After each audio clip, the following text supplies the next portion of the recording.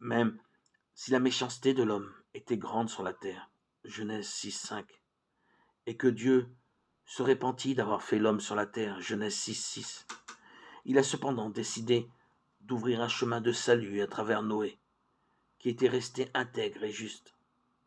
Ainsi, il a donné à l'humanité la possibilité d'un nouveau commencement.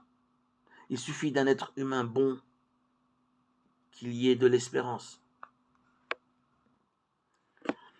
La tradition biblique établit clairement que cette réhabilitation implique la redécouverte et le respect des rythmes inscrits dans la nature par la main du Créateur. Cela se voit par exemple dans la loi sur le Shabbat, le septième jour. Dieu se reposa de toutes ses œuvres. Il ordonna à Israël que chaque septième jour soit un jour de repos, un Shabbat. Genèse 2, 2, 3, Exode 16, 23, 20. Par ailleurs, une année shabbatique fut également instituée pour Israël et sa terre tous les 7 ans. Lévitique 25, 1, 4, pendant laquelle un repos complet était accordé à la terre.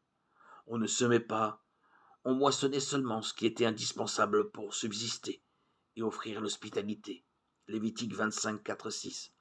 Enfin, passé cette semaine d'année, c'est-à-dire 49 ans, le jubilé était célébré, année de pardon universel et d'affranchissement de tous les habitants. Lévitique 25, 10. Le développement de cette législation a cherché à assurer l'équilibre et l'équité dans les relations de l'être humain avec ses semblables et avec la terre où il vivait et travaillait. Mais en même temps, c'était une reconnaissance que le don de la terre avec ses fruits appartient à tout le peuple.